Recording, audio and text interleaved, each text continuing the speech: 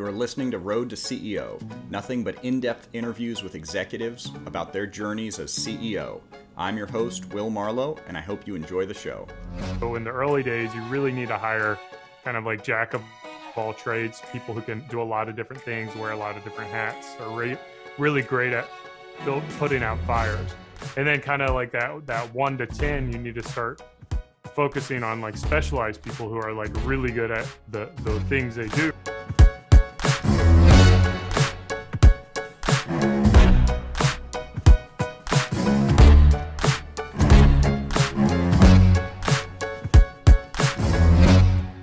Welcome back to another episode of Road to CEO. I'm here today with Eric Bandholz, the founder of Beardbrand, which is the gold standard of beard care for men. It's actually a lot more than that. We're going to hear all about it today in our discussion with Eric. So Eric, welcome to Road to CEO. Thanks for joining us. Hell yeah. Excited to be here, man. So I have a Beardbrand story just to share with you here. So probably about 4 years ago, I decided I was going to grow my beard out, and it was going to be an 8-9 inch length. And I was watching one of your videos, and you said something to the effect of, if you eat like shit, your beard is going to look like shit.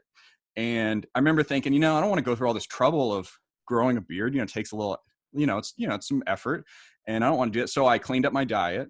So I did that. I started having a green smoothie every day. It was, fantastic. I reduced alcohol, pretty significantly. My exercise picked up. It was kind of this cascade of positive behaviors that all kind of started with growing that beard and using the Beardbrand products. So I just wanted to share that with you. I'm sure you probably hear that kind of thing. So I love to hear that. Like, that's the big reason why we're in business. And for anyone who's watching the video, you can look over my shoulder. I've got a little flag that says "Keep on Growing." And the purpose of the company isn't to sell products. So like most companies out there, our purpose is really customer focused and how we can really help guys love the person looking back at them in the mirror. Because we believe when those guys love themselves and they use that love as a catalyst to become better fathers, become better partners, to become better team members, better bosses, better leaders in the community. And ultimately, from kind of like a grassroots effort, we're able to make the world a better place rather than this kind of top-down strategy that so many people try to employ. So it's just helping guys love that person looking back at them. And for us and our customers, that catalyst is grooming. It is like growing a beard out or growing your hair out, trying different styles. Yeah. For other guys, it could be, like fashion or woodworking or even like exercise, like whatever that catalyst is, we support. But of course, very specifically, grooming is the catalyst for audience and who we try to reach out to. That's cool. Yeah, that's really cool. So do you hear that kind of story quite a bit? Like, do people share that kind of thing with you? We do. I think there's, customers are an interesting thing, because I think different customers get different things out of the brands that they support and they buy from. So for a lot of people, it's just a product, right? Yeah. You go to Target, you buy the beard oil, you use it on your beard, you enjoy it, you go on. I think that's probably the majority of customers, but we do have a very large portion of our customers who watch YouTube videos, who understand our brand and what we're trying to do and the message we're trying to convey, and the purpose of Beardbrand. And for those people, it's so much more. And those are really like the customers who I target and I think about with the content we produce. I think other companies and brands, it's, the mass appeal is the 95% of customers, the general audience that they try to target and take advantage of. But for us, we're entirely bootstrapped. This is my business. It's just kind of like, what do me and my business partners, as well as the team, what do we enjoy doing, and how do we make sure we enjoy it? And part of the way we enjoy it is by actually having a reason why we exist. Yeah. So we always come back to that and our mission and what we're trying to do. That's really cool. Yeah. So I'd like to jump on something you said about being bootstrapped. I really respect that as an approach to building a company. I started a company before where I had investors, and it went fine, but I thought I needed the investment, and I really didn't need it necessarily. And now doing my next business, it's great to have an approach where you can grow without, taking outside investment on. Is this your first company? No, Yeah. no. Okay. So I've got a whole wake of failed projects behind me. I was not a successful entrepreneur before starting Beardbrand, and I think the interesting thing is with business, even though I'm personally pro bootstrapped, and I define bootstrapped as just the founder's money that we put Mhm. in, nobody else's money, and then growing through profits. I'm not anti investment. I think there are so many different ways to grow a business. And it really depends on the leadership team and their preference and their skills and their talent on the direction that they grow. So Yeah. I know a lot of people who raise money who are incredible entrepreneurs, and I have a lot of respect for them. And I think what they've built is amazing. So different strategies require different things. And for us and what we desire in life, bootstrapping um, is a requirement. Freedom is one of our core values at Beardbrand. Freedom very much is an important core value for me and my business partners. And to me, as long as you're, taking money, there's always strings attached. Whether or not like the investors actually are, like holding you accountable or not, like me internally, I feel that Mhm. burden. Just like if I had Yeah. a mortgage on my house or a loan on my car or student loans, like I always feel this burden of wanting to pay it back, and I never feel entirely free until like all the books are in order. Yeah, I feel the same way. And I mean, some businesses, which are phenomenal companies, they have to have capital. They have to have Mhm. investment. You could never build, $1 billion, new technology company. I mean, generally speaking, you're not going to do that without outside growth capital. So Yeah, yeah, I I mean, mean, like Elon Musk is not going to be able to put people on Mars no, with the $100 million he has in his bank account. not, It's no, just like he can't do that. yeah, So yeah, you have to take money for certain businesses. yeah. So, okay, so you've got a wake of other businesses that you started, and so from the outside, when you look at your kind of story, it looks like you worked at, I think, Merrill Lynch maybe, and then instantly, boom, you were with you created Beardbrand from scratch and went perfectly and all that. So I was going to ask, how did how were you able to go into this kind of sophisticated strategy? I mean, e-commerce and men's grooming products, like those are complicated areas. How did you get started? Like what led you to create a company in this space? Yeah. So first thing I want to address like the wake of failed businesses behind me, because I think a lot of podcasts kind of just skim over how easy it was to be successful, and the Yeah. reality is, um, my first foray into entrepreneurship was more of trading my time for money, Hmm. where I worked with my dad as an executive recruiter, and this was like 2008, 2009, and I would not recommend becoming an executive recruiter when everyone's firing people.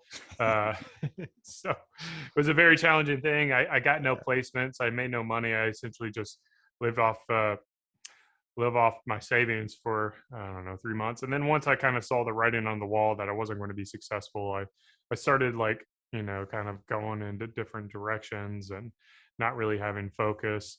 And this was kind of like a period of my life where and my wife ended up taking another job in Washington. I tagged along, and she was the breadwinner for, really my wife was the breadwinner for the first kind of like 10 years of our marriage. We've been married 16 years in May. So, she's the breadwinner. We kind of follow her career. And this afforded me the ability to kind of like find a job that I enjoyed or try different projects. So I was a failed executive recruiter. And then I had this e commerce business selling vinyl wall graphics that I think I sold two of them. And, like I never was able to figure that out. That was in like 2010 or 11, something like that. I tried to get it off the ground. And then I worked for Merrill Lynch for about a year and a half, because frankly, I was just tired of being a loser and failing at everything I was doing. And I just wanted to get some money rolling in. And then I realized I'm not built to be a financial advisor. I love finance. I love investing, but um, financial advisors are a different breed of people, and I'm not that breed of people. They're great value to society and whatnot. But so I quit that, and then I tried starting some other like projects. I had Spokane Beard and Mustache Club, which was like a nonprofit. I had Startup Spokane, which was like this networking group. I had uh, Bingle, which was it would show you results of Google and Bing kind of side by side, right when Bing came out. And that was always interesting because we got a lot of traffic from Redmond, Washington. Uh, and then, all these just kind of like fluttered out. And then Beardbrand was this idea. It was probably on the same pathway until I was able to convince Lindsay and Jeremy, my business partners, to come on board and try to change it from this like idea, this hobby kind of thing where I talk about growing beards out and taking care of them and having confidence with your style, and into something that was a little more sustainable. And that's when we launched the e-commerce business, and luckily I feel like it was kind of the right message at the right time, and a new audience. Like we essentially created the beard care market back in 2012. And then yeah, if we any money we made, it went all back into the business. So I ate a lot of ramen that first year, and didn't pay myself a dime for the first 10 months of the business. And then from there it was like 24K a year or something, like just enough to kind of make sure I felt a little bit of value that I was doing something. And then yeah, it's just been a grind, absolutely a grind. Yeah. But fun. It's a lot of fun building a business. Yeah. So did you always want to do this? Did you always want to be be a CEO, be a founder? Was that kind of something that you wanted since you were a kid? Yeah, I mean, I think it gets back to the core values, which are very much entwined in me and my business partners, as well as the company. Our three core values are freedom, hunger, and trust. So, like those three words describe me pretty well in the sense that I'm very driven to be free. Like I don't do well with instruction. Unfortunately, I tend to be like oppositional defiant. So if you tell me to do one thing, I want to do the other, and it's just like it's just dumb stuff. And then but I'm very much trusting. I think the world is good. I think people are good. I think when you leave people to be free, they're going to make the best interest in their lives, and I'm not in a position to tell people what to do. And then hunger, like I'm kind of competitive by nature. I want to win. I want to improve. I want to make a mark on the world. I want to leave the world a better place than when I entered it. So those core values have been in me since childhood. And I remember, like, I was a product of the system. I went to public schools. I went to university. I got a degree in marketing management, minor in retail, and so I was on the the propaganda isn't the right word, the indoctrination pathway, where it's like you just make good grades and then you go to college, and then in college you make good grades and you're going to get a great job and you're going to climb up the ranks. So that's what I thought I needed to do for like the first 7 to 10 years of my life, was just like work for the man, make a good living. And the thing that I was drawn to most when it comes to those core values is sales, because in sales you get a lot of autonomy. You kind of like dictate what your compensation is going to be based on your abilities. I had a lot of self-confidence in my abilities as a salesperson. So I was really drawn to sales as an industry when working for somebody. But even in that, like I found, the companies that I work for, like I would never be on board with their strategy and vision, because I'm very strategic as well. Like that's probably like my number one gift in life is being able to develop strategies and vision for products and services. I can probably do that better than 99% of the people out there. So when I'm working for a company and I see them going in a direction that it doesn't make sense to me, it's very hard to be a cog of that machine when I'm like, what are you guys doing? This is asinine. So entrepreneurship was really the only pathway that I can do. And at this point, as a 40-year-old dude, I'm completely broken. No one can ever hire me. I would be the absolute, worst talent I think All you right. could ever work with. Like, I just don't like, I'm not going to do things that I think are dumb, and I'm not going to do things that, um, yeah, I'm just going to do the things that I see, I find value in. And then also, like, I've experienced freedom where I'm able to just like go to my daughter's events at school when I want to. I don't have to ask for permission, Yeah. or I can set my time to go on vacation whenever I want, or, Yeah. work whenever I want. So like this life that I had, like I just can't work for the man. Yeah, it'd Can't be do it. hard for you to consider selling to Gillette, for instance, I imagine, and Yeah, and become a then con if they wanted Gillette's. to hold me on as like CEO or something. So, Yeah. to answer your other question, I don't see myself as a CEO. I Okay. am very much like a founder. I do not have the skills of a CEO. I do not have the skills of like a COO, an operator. Um, so it would be great to hire a CEO if you know of any good ones that can kind of take the company from 10 to 100 is kind of the next step we need to go. Well, I do interview a lot of CEOs, so if I see any that would be good for Beardbrand, I'll let you know. Yeah, Um, yeah. If they're not happy and yeah. like they like e-commerce and grooming, then have them give me a call. So you have three founders. How does that work? I mean, you have three partners, I should say. Are they all co-founders of Beardbrand? Yeah, yeah. So Jeremy and Lindsay, my two business partners, they were there on day one when we started the company. So I kind of say there's like the start to the lifestyle, the idea of Yeah. Beardbrand, which was me, and then about a year later, there was the start of the business and the sustainability Mm. and what you see as Beardbrand today. So they are very much founders of the company, and they've been there since the early days, getting it up off the ground.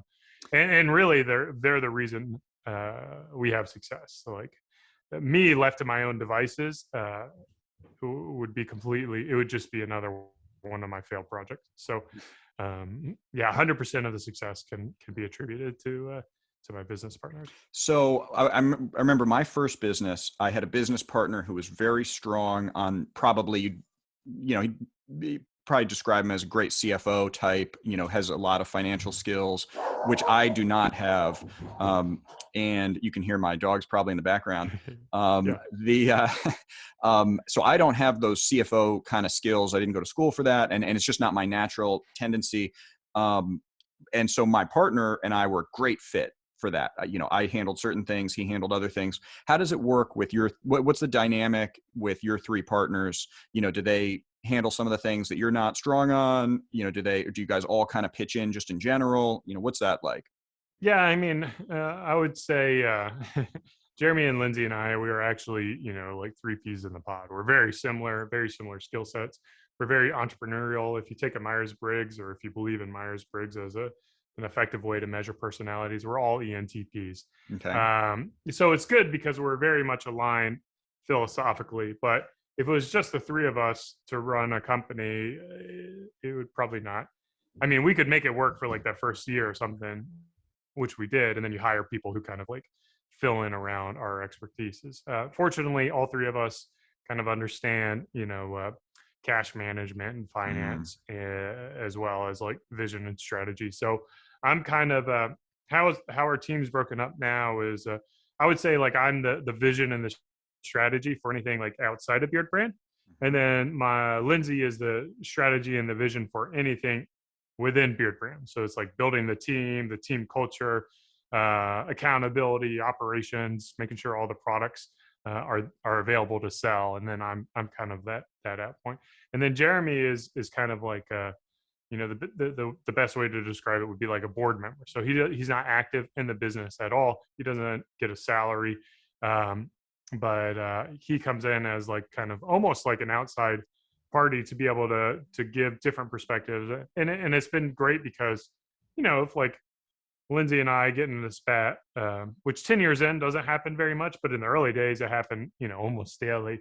um, He'd be able to kind of like learn and understand what's going on, and then kind of almost be like a therapist to a certain degree to be able to help us work through our issues. So it's been really nice. I think having, two business partners or three people is a great relationship, assuming they're all kind of like entrepreneurial people. They're able to understand, because no one's ever going to understand your business like a business partner will. Yeah. And just being able to have them on your side makes the journey so much less lonely. To be able to commiserate and share your frustrations and to celebrate your wins. Like if you have a very profitable month or something like that, you can't necessarily do that with your your team members or your employees or your vendors for sure, or your customers. Right. So it's Very just true. great, in my opinion, to have business partners. And I know there's people out there who do it by themselves, and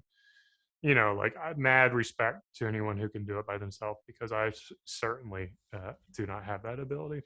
Well, so for me, I started off with a business partner. It was a great experience. I then that business was acquired, and then I went and I ultimately decided I wanted to do another business, which I did on my own for the first 4 years. I think I was on my own, and they were, and then I brought on a partner for since then for the next 5 years or so, and I would say that for all the challenges that having partners can create, that 4 year period where I was on my own was probably my least favorite in Yeah. most ways. I mean, just, and probably that says something about how fortunate I am to have had good partners.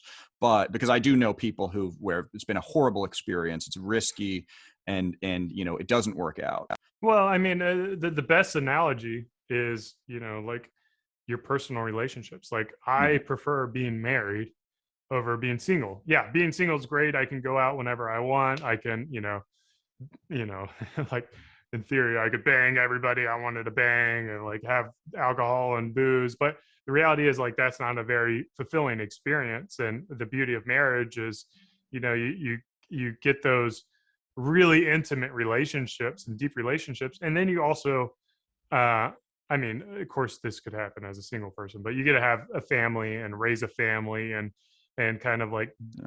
build multiple generations. So it's just like, to me, the same thing happens with a business. Like the business is the child, right? And the business partners are the parents of it, and it's kind of their responsibility to see that business grow and thrive, and to be able to do it with someone who you highly respect and enjoy being around really does make the experience great. So I mean, I like to brag, like I've been married 15 years, and I've had um, a successful business partnership with two business partners for 9 years. And to me, like, I'm very proud of my ability to maintain relationships with people who I value and respect. So I have a similar thing where I am very proud of the tenure of the people on my team. So I really want, I say my goal is to have clients for life. I mean, I have an ad agency, a marketing firm, so it's a services business. And so, one of the things I do say is I aim to have customers for life, because there's no reason why, unless their business goes away, that they, you know, ideally they'll And if just you're an choose ad to. agency, they Yeah. shouldn't, right? They shouldn't. Exactly. Yeah. Exactly. So they should be. So it's so that's what I want. And then, but what I really want also are team members for life. So I want it. So I see part of my job, maybe the biggest part of my job, is to make the company so good that people don't want to leave. And so it has to keep getting better and better for the people around who work here. And I think and I remember when I worked on Capitol Hill, because that was my first experience actually out of college. I was a press secretary for a member of Congress. And one of the things I learned was, this was right during the Jack Abramoff scandals and all of that, like back, I don't even, 2005. And so there was just all these ethics controversies at the time. And what I learned was the unethical congressmen are the ones who can't keep a staff. So when you look and you see, okay, that a congressman's been there for 10 years and he's cycled through 10 chiefs of staff, there's a reasonable chance that something bad is going on in that He's a office. psychopath. Yeah. Yeah. Yeah. So I kind of always remembered that. Never wanted to build an organization that didn't keep people happy. So that was a real motivator for me. Yeah, I think it's that's a challenging thing as a business partner, because if you're doing it right, your business needs, especially as a bootstrap from like 0 to 1, is going to change a lot in that time period. Like, so in the early days, you really need to hire kind of like jack of all trades, people who can do a lot of different things, wear a lot of different hats, are really great at putting out fires.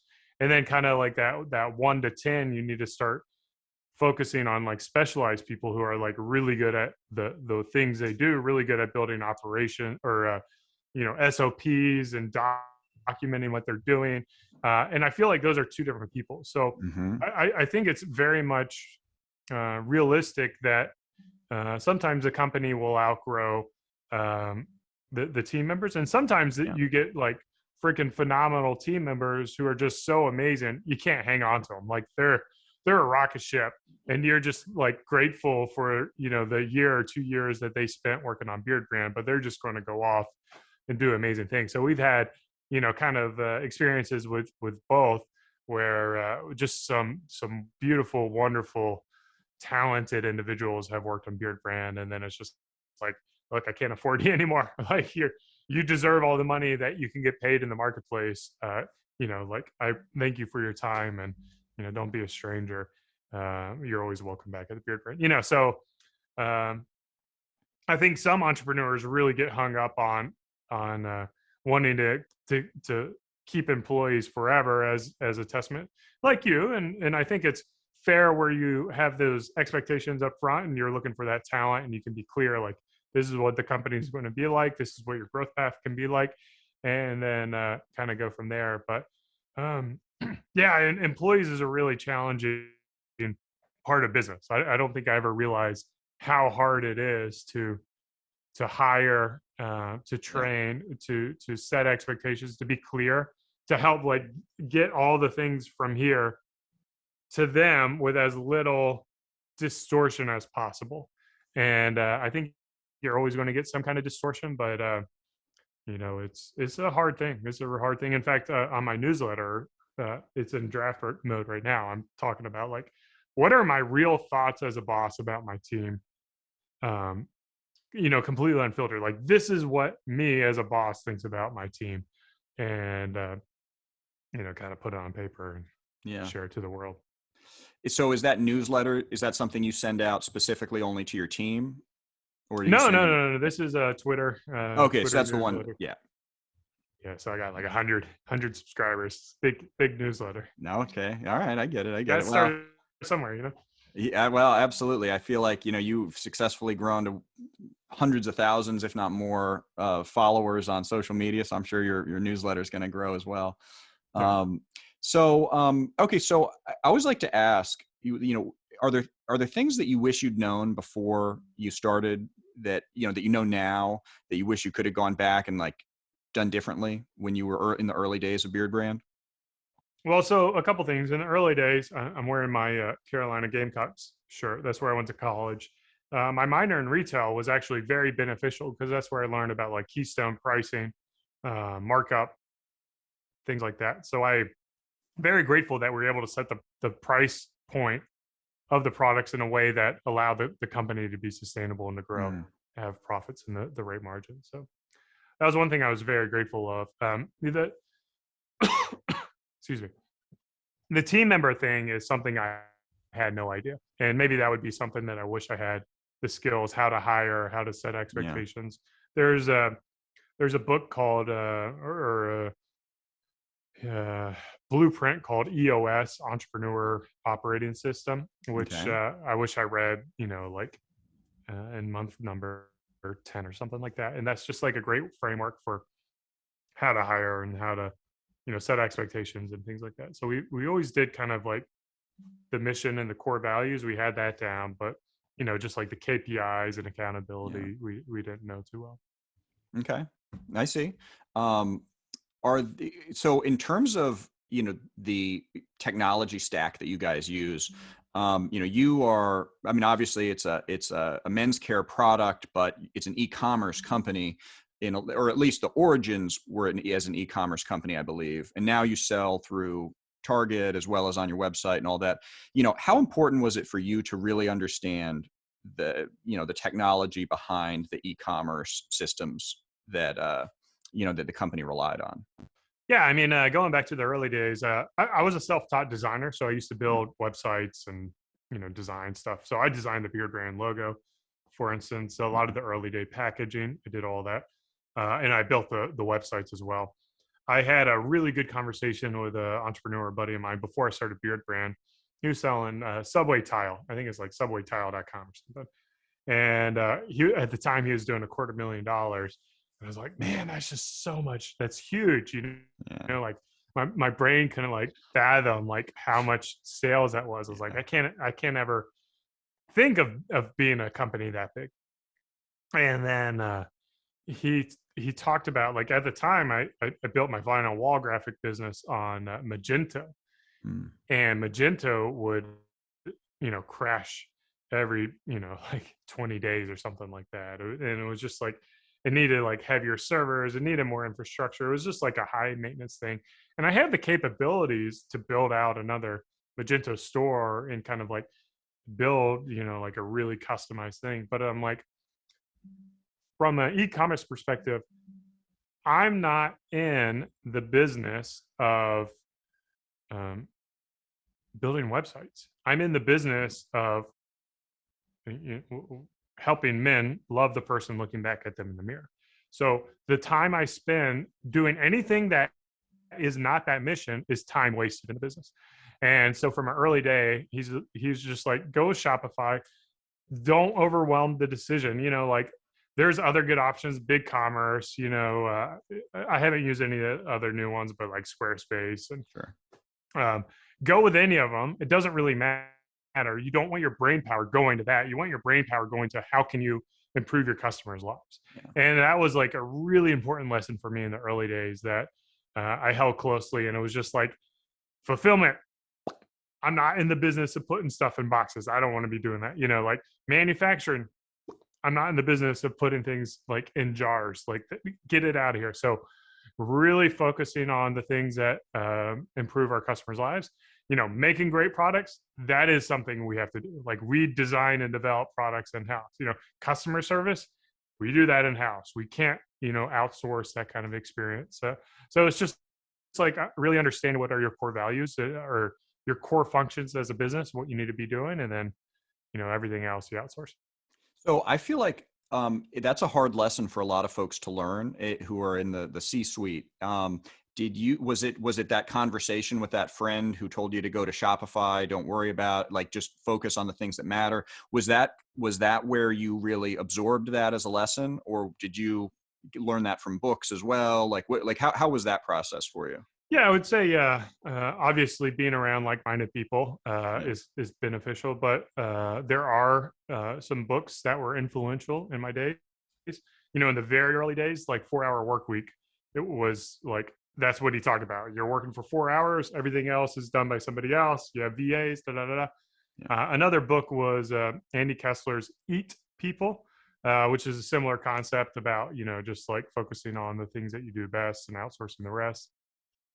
And then Lean Startup by Eric Rice Mhm. or Eric Ries is another great example of just trying to be as lean as possible. Because the more you do in house, like if I was a manufacturing company and then I got to buy a building, I got to buy mixing equipment, I got to buy ingredients, so all this energy and brain power is going to these things. And I don't think a lot of entrepreneurs, because they're so great at solving problems and seeing Yeah. how it could be done better than it's currently done, they neglect the one of the things that they have the biggest scarcity of, which is like time and brain power and energy. So you're spending decisions on like, how do I make sure um, my products are in the warehouse properly so I can pick faster, rather than that brain energy going to like, how can I communicate our message to the largest audience of relevant people. And the more time you spend on the latter, the more rapid your business will be able to grow. Yeah. I think that's great. And like I said, I think a lot of people do struggle with that. And it seems like, the ones that are successful at some point have to figure that out, because there are so many things we could be focusing on, and many of them don't move the ball down the field. So Yeah, entrepreneurship is simply being able to prioritize problems and then solving those problems. Yeah. And it's never ending. Absolutely, it never ends. So if you don't like solving problems or you get tired of solving problems, do not become an entrepreneur because it will never end. Whether it's a, like off the ground doing $1,000 a month kind of business, or $100 million company, or like $1 trillion company, like what Jeff Bezos is running. Like they're all dealing with like scarcity, right? Scarce resources, scarce time, scarce money. Even Jeff and Elon wish they had more money and more resources because they could do more. So the same thing happens with the bootstrap company. Is like that scarcity allows us Yeah. to focus and prioritize. And the most successful entrepreneurs are the ones who are really good at prioritizing and solving problems. Yeah. Yeah. Yep. I see that as well. Now you seem like you have done a really good job of that. You are, just from what you're talking about here, it sounds like you have organized things so that you are focused on things that matter. And, I'm assuming things you kind of like. Um, are there any aspects of your current job or as it's currently configured that you really don't like? Anything like, is there like a least favorite job that you have right now in terms of being, leading Beardbrand?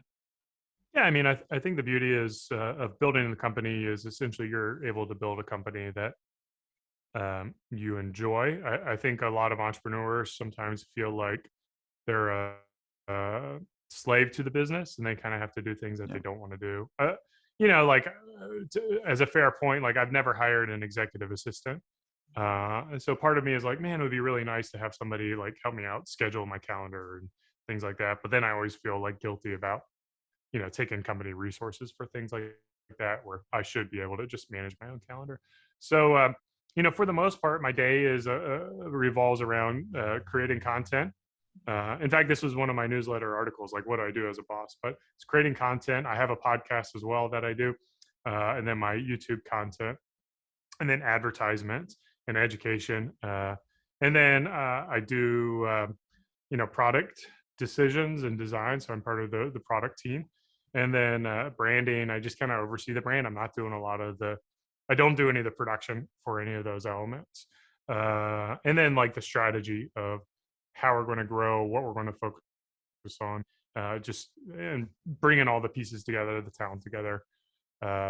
So yeah, I mean, I would say I enjoy it. I think that the things I enjoy least is just like whenever I feel like I have to do something. So on YouTube, we have to upload a video, like once a month or once every couple weeks, and then that starts to feel more like Hmm. a job rather than a choice. And the Yeah. thing is, like, I love creating content and I love telling stories, but just like when it's on a schedule or it becomes a little monotonous and you get burnout from that.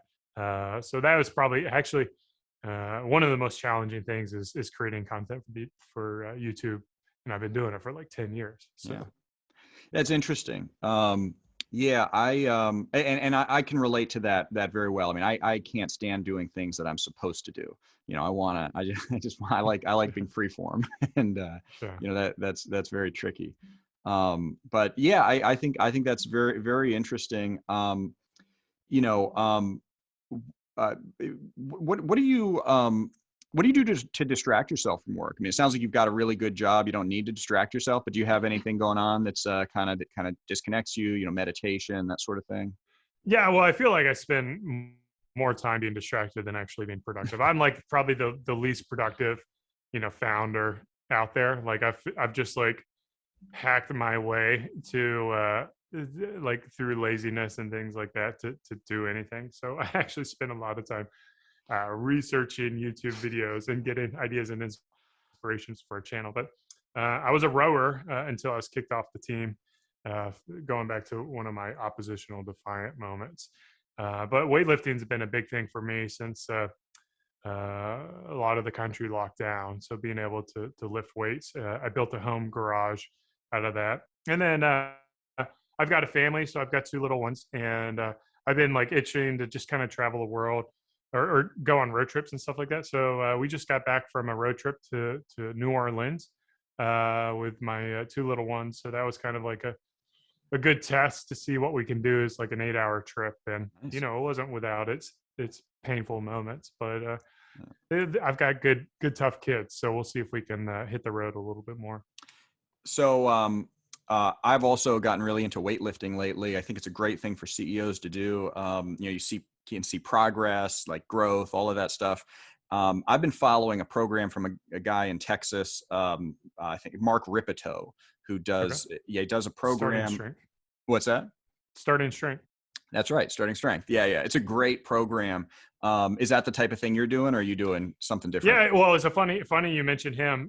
One of my friends is Matt Reynolds, who owns the company Barbell Logic, Oh, and him and Mark, I think, used to work together on Starting Strength, and they kind of went their other paths, and I don't think there's any ill will or anything like that. But yeah, so Matt so you're a Reynolds has. barbell logic guy. I'm a barbell logic guy, and Yeah. I Okay. think the program is the same. I Yeah. think it's like very barbell focused.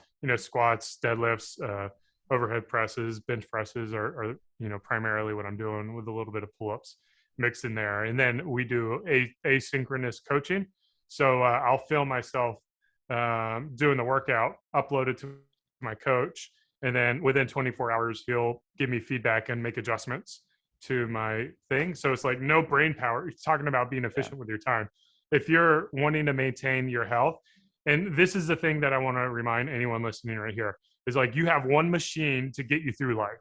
And this is it. Like your body is that machine. If you don't take care of it, you're not going to be able to do amazing things in the world. And it makes me so sad to see how many people neglect their body. So you got to put healthy foods in, like real foods, and then you've got to put strain on that body, and then you got to keep your mental health uh, in check as well. So go to therapy, or however you can do mindfulness, things like that. But the coaching is great because like I don't have to think about what am I lifting today, how much do I lift. It's just like do these exercises, record it, come back. So I can still keep that brain power and that energy going into my business. And I'm only paying, it's only a couple $100 a month for a coach to be able to do this remotely. It's just a no-brainer, in my Yeah. opinion, to be able to get a coach like that. And then because I have a home gym, I don't have to worry about, fighting over people in the gym to be able to get a space. So it's just an incredible investment of time. I would highly recommend it if you want to get your body in shape to be able to live another. I'm 40, so I want to live another 60 years, and I got to make sure I'm doing all the things right now to make sure my body can withstand adversity over the next 60 years. Yeah, I agree completely. I mean, I think, I do wrestling coaching as a just, outside of the business. And so I'm work with kids and, in high school kids, and, they beat up my body. But it does, going through that, if you don't use your body, if you don't, basically, if you stop running, you eventually you can't run anymore. If you don't jump, then you lose that ability to jump. So, being able to go through these types of activities where you're under tension and stress and all that, it keeps you, it keeps you in strength. Yeah. And so, yeah, to me, that's one of the most important things that anybody can do. Yeah, you have to challenge your body. You have to challenge your mind too. Like you have to, like if you sit around on the beach all day drinking margaritas, you're going to become pretty shitty at solving problems and making decisions. Like you have to actually be doing that stuff pretty regularly to be able to be successful at it. I've noticed like my abilities to execute on basic tasks has just completely plummeted the more I get into like the strategic side of thing, and the more that my Mm, time goes in, like mm. replying to an email or like scheduling like a calendar, all that stuff. I'm just like completely incompetent at it. But when I was a salesperson, I never missed a meeting. Like I was always on time. I knew like the 10 people I was meeting with for the day. Like I had it all buttoned up. And then now it's just like, what day is it?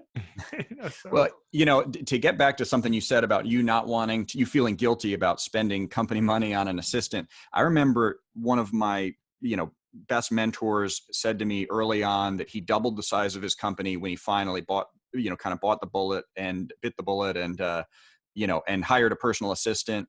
I think you should do that personally. So I'm going to just put a little plug in. When I did it, it was tremendous, and now it's interesting. So I got a personal assistant, maybe 8-9 years ago.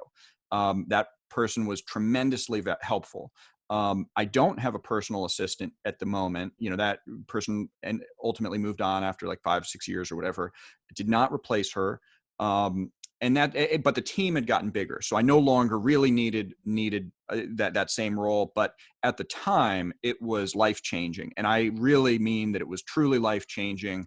And I think if I got a personal assistant now, I don't think it would be on that level of value to me, but it would be tremendously helpful for scheduling interviews and doing other types of activities kind of throughout the day. So I'm not sure where you are with all that, but I do think if you've not had a personal assistant, I think it could be very valuable, given that you're say that you do have those challenges now with maintaining your own schedule and all that stuff. Yeah, I mean, it's kind of like, in theory, I've got a team of about 10 people, so I have like 10 assistants who are helping me accomplish the things that I do. So I do definitely have a lot of things. I think about, like, what would I have that person doing? Like, was your personal assistant local or were they remote? And She was local. yeah, so it's like, and then do I have them help with, like, going to get laundry and, Yeah. just like all the things that kind of happen on the day-to-day basis, like getting my car re-registered, like all that would be wonderful help. Um, or would I feel guilty about that? Should it be just, kind of like business related things, like just assisting with things within the business? I don't know.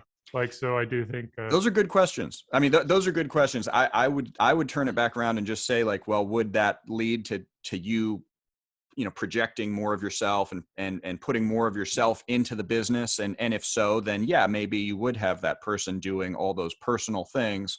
I could see the case for not putting it on the business and just paying, but then at the same time, for a business like yours, I feel like I'm not sure what the difference really would be, and versus, you paying for it versus the business paying for it. yeah, I But think that for me, it's, making sure the business partners were, right. I feel like I'm not taking advantage of the company for a personal Yeah. Yeah. I mean, yeah. So I think that the devil's in the details on it, but I do think that it could be something that really adds a lot of value, perhaps. And so I would be of the opinion. I'm of the opinion that, generally speaking, a CEO should experiment with that if it's something where you can make a good case for it. Like, if there are activities that you think would really lighten your load, because I've just Yeah. firsthand seen how much the business has benefited when I did it. Now, I may have been a special case because I'm particularly unorganized, left to my own devices. So I think it was actually maybe less of a choice and more of a necessity that I did it when I did it. But Yeah. now I'm better. So now, okay. So the next question I want to ask is, where is Beardbrand going? What is what's your hope for it? Do you want it to be a Fortune 500 company? Do you want it to be, what do you want it to be from from the CEO's chair here? Like, what are your goals? Yeah. So I think it was like 2014 or 15. My business partners and I, we had a lot of disagreements with where the company was going and what our, how our roles within that company was going to go. Around the time we were doing about $3 million in revenue, and we were just like, fighting amongst ourselves. Like, I wanted to not pay ourselves anything and grow at all costs and put all the, profit we had back into the business and see the business grow. And then my business partner, she was like, like, she doesn't feel like her time is being appreciated in that, Mm. because there's um, not equal amounts of ownership. So there's just kind of disincentives. So, we had a good, like, conversation, kind of like an open, honest conversation, dialogue, talking about, why she felt that way, why I felt this way. And ultimately we came to the realization, and I'm a little hard-headed. So came to the realization at $3 million, if you have 20% profitability, that is what, $600,000.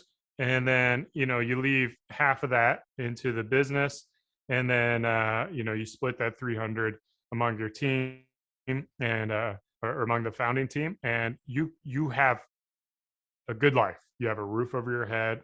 Yeah, you can pay your bills, you can travel, you have the freedom. So if you're a solopreneur, that's like a $1.5 million company, like, Mhm. or a $1 million company, and you can live the life um, that no one gets to live. Like, you've won life's lottery. So like I always come back to, like, whenever we struggle or we try to hit the new growth patterns, or we try to grow at all costs, and we're not very profitable. I remind myself is like, hey, just get back to that 20% profitability of whatever size that company is going to be fine. We're going to have a roof over our head and food on the table, and let's enjoy the journey. So my purpose isn't really focused on outcomes. I'm not focused on revenue growth or customers acquired. I'm focused on how do we, in the moment, and live in this moment and enjoy the journey and enjoy solving the problems that we're solving. And then whatever the outcomes are, be content with those outcomes. I know I'm hungry. I know I'm driven. I know I'm going to want to make the business better. And I think we are making the business better, but I don't want to, get hung up on tying my ego and my identity with the size of the business or the growth rate of the business. Instead, I just want to focus on the now and enjoying the business. Now, with that being said, there's a lot going on for Beardbrand. It's a big year for us. It's our 10th year anniversary. We're evolving our packaging. We're making some difficult decisions with our product offering, streamlining our products so less is more, and really trying to build the foundation for the company to, accelerate into the next 10 years. So it's kind of like a transitionary year for us, Mhm. where we focus on how we can improve our operations, which from a consumer perspective might be a little boring, but it is going to be the things that allow us to just level up our foundation and then to be able to grow from there. Okay. Yeah, I think that's great. I mean, I think that that whole philosophy is a very good recipe for success. I know, just to relate it for a moment to wrestling coaching, when you're focused on winning, you really want to be number one. You want to be a state champion. State tournament starts Friday, so I'm thinking that's all I can really think about right now. But the My business so partner, he's a wrestling coach too. oh, So is he really? Oh, that's yeah, yeah. cool. So I hear a lot about it.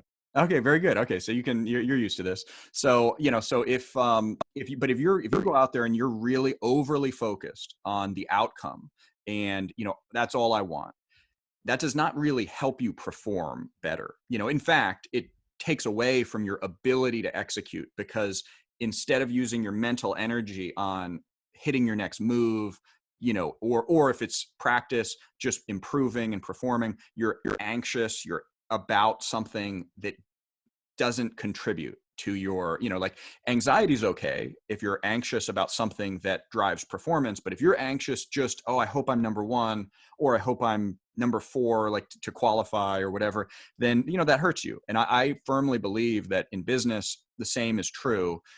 If you're over, but I don't think most people, business owners and CEOs, have the same attitude that you do in terms of, being able to really clearly see, we've won the lottery if we're able to have an amazing life, we're able to control the business, we're able to create meaning for people.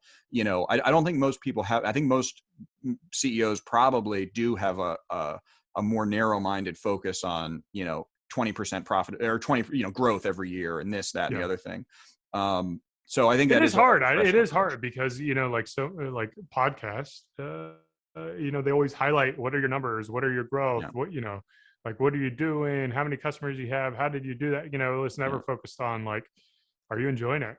Like, do you yeah. like this business? And on my podcast, I tend to ask those kind of questions, like, why are you doing this? Like, why are you doing the things that are going to make your life miserable? Um, and like, sometimes they're like, oh shit, yeah, why?